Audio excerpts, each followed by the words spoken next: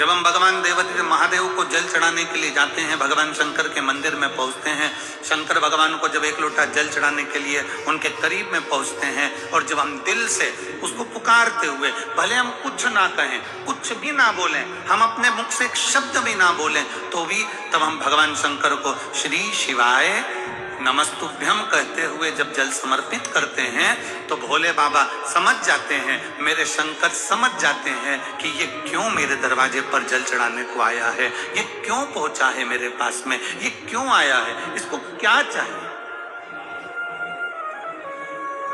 ये क्या लेने के लिए आया है, क्यों पहुंचा, किस लिए आया।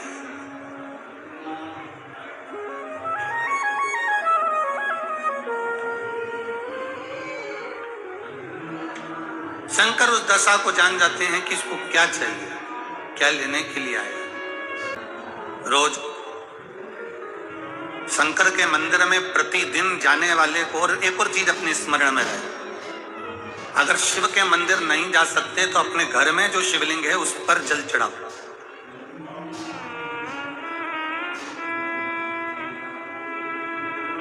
और यदि आप अपने शंकर के घर में शिवलिंग पर भी जल नहीं चढ़ा पा रहे हो, तो किसी बेलपत्री का वृक्ष हो, उस वृक्ष के नीचे भी जल चढ़ाओ।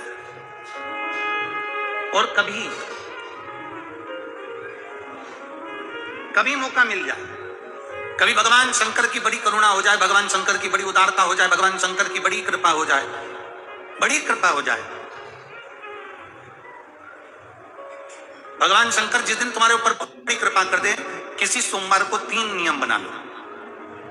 जिस दिन मेरा भोले बाबा तुम पर कृपा कर दे, उस दिन सोमवार का एक नियम बनाओ कि महीने का एक सोमवार मुझे ऐसा करना है, 3 नियम धारण करना है महीने के सोमवार को। पहला, सुबह जाकर शंकर भगवान को 1 लोटा जल चढ़ाना है। दूसरा, दोपहर के समय पर जाकर मुझे बेलपत्री के वृक्ष के नीचे एक चावल का दाना रखकर बेलपत्री की 7, 11, 21, 108, 51 जितनी परिक्रमा आप लगा सकते हो वो लगाना है। और तीसरा, बेलपत्री के वृक्ष के नीचे और शंकर के मंदिर के दरवाजे पर मुझे एक घी का दीपक लगाना है। बस ये 3 नियम जिसने महीने में एक बार ले लिया, समझ लो उसको पीछे हटने की जरूरत ही नहीं, वो आगे ही बढ़ेगा। महीने के किसी एक सोमवार का ऐसा नियम बना लो कि मुझे 3 नियम धारण करना। महीने के किसी भी एक सोमवार को, हम ये नहीं कहेंगे कि तुम सोमवार 5 पढ़ रहे हो तो 5 को करो, 4 पढ़ रहे हो तो 4 को करो, 3 पढ़ रहे हो तो 3 को करो। तुम तो महीने का एक सोमवार का नियम बना। और मेरी जीजियों से, मेरी बेटियों से जो विदेश में रह रही हैं, जो कहीं बाहर रह रही हैं, कहीं बड़े शहर में रह रही हैं, जो रोज मंदिर नहीं जा सकते, हर किसी महीने के एक सोमवार को भी ये नियम निर्धारण कर सकते, तो उनसे कहेंगे कि 3 महीने में एक सोमवार का नियम बना लो। 3 महीने में नहीं बना सकते तो 6 महीने में एक सोमवार का नियम बना लो। और 6 महीने में नहीं बना सकते तो 1 साल में एक सोमवार का ऐसा नियम बना लो कि मैं साल का एक सोमवार ऐसा रहूंगी कि सुबह सोमवार के दिन मंदिर में जाकर जल चढ़ाऊंगी, दोपहर में जाकर बाबा को एक अक्षत का दाना रखकर, अक्षत का मतलब है कि बाबा मेरी दिनों दिन उन्नति करना। बेलपत्री के वृक्ष के नीचे जो अक्षत रखा जाता है वो उन्नति के लिए रखा जाता है। शंकर के शिवलिंग पर जो अक्षत रखा जाता है वो रोग मुक्ति के लिए रखा जाता है। अशोक सुंदरी पर जो अक्षत रखा जाता है वो संतान प्राप्ति के लिए रखा जाता है। षडानंद कार्तिकेय की ओर जो अक्षत रखा जाता है वो हमारे बच्चों की सुख समृद्धि के लिए रखा जाता है। विनायक की ओर, गणेश जी की ओर जो अक्षत रखा जाता है वो हमारे घर में कोई मंगल कार्य आ जाए उसके लिए रखा जाता है। और जो पीठिका होती है जिसपे शिवलिंग रखा होता है, पार्वती जी का हस्तकमल, उस पर अक्षत रखा जाता है तो नारी के अखंड सौभाग्य के लिए रखा जाता है। अक्षत रखने का भी तरीका है। एक चावल का दाना कहाँ रखा जाता है, क्यों रखा जाता है, कैसे रखा। अब कई लोग कहते हैं गुरुजी ये शिव महापुराण में आप ये नियम बताते हो, तरीका बताते हो। हम तो उनसे कहेंगे डॉक्टर के पास जाओगे तो डॉक्टर भी गोली लिखकर ये नहीं कह देगा कि ये सारी गोली एक साथ खा जा। डॉक्टर भी कहेगा ये गोली सुबह खाना है, ये गोली शाम को खाना है, ये गोली दोपहर में खाना, ये गोली भूखे रहकर खाना। बोलो सही है कि गलत है? ये रात्रि को खाना खाने के बाद खा लेना, ये खाना खाने के पहले, ये नाश्ते के पहले। और सुनो ये दवाई, ये वाली पीछे वाली दवाई लो ना, इसको दूध से लेना, ये वाली दवाई लो ना, इसको पानी से लेना। और सुनो ये डब्बी है, इसको पानी में मिलाकर फिर पीना। दवाई लेने का भी तरीका है, उसी तरह शिव महापुराण में एक एक अक्षत का भी तरीका है और एक एक बेलपत्री का भी तरीका है। अब मान लो कई लोग कहते हैं गुरुजी आप ये तरीका बताते हो शिव पुराण के माध्यम से, कई लोगों के मन में संशय जागता है। तो अगर हम एक साथ चावल चढ़ा दे तो उसका क्या तरीका है? तो हमारा निवेदन है डॉक्टर जो दवाई ले एक ही बार में निपटा जाए, एक ही बार में खा ले। दवाई एक बार में पूरी खा गए, असर नहीं करेगी। इसमें डॉक्टर का कोई दोष नहीं है, उसने तो बताया था ऐसे लेना। और तुमने मैं डॉक्टर साहब ने पूछा दवाई पूरी ली, मैं शाम की दवाई भूल गई थी, सवेरे की दवाई भूल गई थी, ये दवाई भूल गई थी। डॉक्टर कहेगा हमने तो नियम बताया, तब तुमने नहीं खाई, तो असर कहां से करेगी? तुम असर कब करती है? जब हम पूजन के तरीके को जान जाएं, जब हम अर्चना के तरीके को जाएं।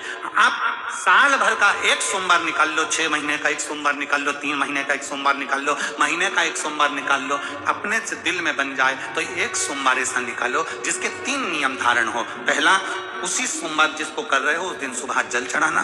दूसरे, दोपहर के समय पर जाकर बेलपत्री के वृक्ष के नीचे चावल का दाना रखना। और परिक्रमा बेलपत्र की जितनी तुमसे बन जाए, जितनी तुम्हारे शरीर की कैपेसिटी, जितना तुम्हारा शरीर चलते बन जाए। हम तो ये भी नहीं कहते कि तुम भूखे रहकर भगवान का भजन करो, हम कभी नहीं कहते। हम तो यहां तक कहते, हमारे पुष्टि मार्ग में यहां तक कहा गया कि वल्लभ कुल की एकादशी करो, भले बकरी जैसे चरो पर एकादशी करो। हम तो यहां तक कहते हैं कि बहुत समय से कल मेरी एकादशी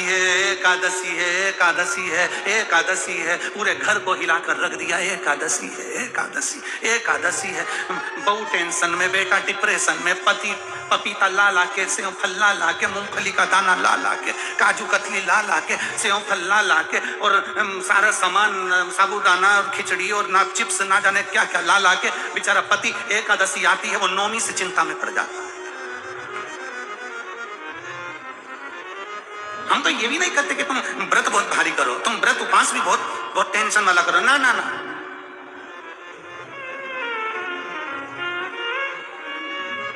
अपने को व्रत उपवास भी इतना बहुत भूखे रह रहे हो, बहुत प्यासे रह रहे हो, और मालूम पड़े कि भगवान हमें मिलेगा। भगवान कहता है कि देख भाई, मैं भी भूखा नहीं रहता, तू भी भूखा मत रहे, मैं भी चकाचक रहता हूं, तू भी चकाचक रहे, मैं भी अपने। और भगवान शंकर तो ये भी कहते हैं कि अपना परिवार भी मत छोड़ो। मेरे पास में पार्वती भी, एक ही देवता है जो विद फैमिली मंदिर में बैठता है।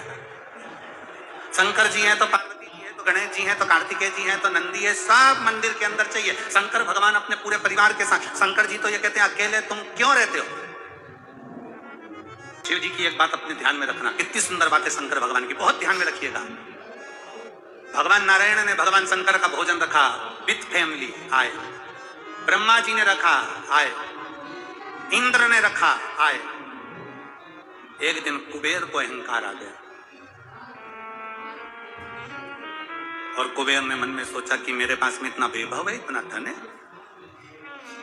मेरे पास में इतना वैभव, इतना धन है। कुबेर ने विचार करा कि मैं भी सबका भोजन रखता हूं, मेरा धन देखेंगे, वैभव देखेंगे सब। अब कुबेर जी को मालूम पड़ा कि भगवान विष्णु के यहाँ तो केवल 2 हैं, ब्रह्मा जी के यहाँ 2 हैं, इंद्र के यहाँ 2 हैं, वरुण सारे देवता के यहाँ 2 हैं, शंकर भगवान की फैमिली बड़ी है। तो उन्होंने पत्रिका में लिख दिया श्रीमान श्रीमती, केवल 2। सबके यहां मेरा भोले बाबा गया, मेरे शंकर गए, पर कुबेर के यहां पर जब पत्रिका देने के लिए कुबेर शंकर जी के यहां गए, शंकर जी ने पत्रिका को देखा तो उसमें लिखा था कि शंकर पार्वती पधारे, श्रीमान श्रीमती। कुबेर कौन? एक चोर शंकर जी के मंदिर में चोरी करने के लिए गया। अंधेरा बहुत था, शरीर का कपड़ा उतारकर त्रिशूल में लपेटकर आग लगाकर उजाला कर देख रहा था। शिवरात्रि का दिन था। शंकर जी खुश हो गए और शिव जी ने वर दे दिया, तूने आज शिवरात्रि के दिन मेरे मंदिर में प्रकाश करा है, मैं तुझे कुबेर का राज्य देता हूं। कुबेर नीचे बैठेगा और तू कुबेर के सिंहासन पर बैठेगा। कुबेर की कुर्सी एक चोर को दे दी। अब चोर कुबेर बनकर बैठा है और उस चोर के मन में या अब जिसने तुझे कुबेर बनाया था तो उसको भी फैमिली बुला लेता, पर उसको भी नहीं बुलाया।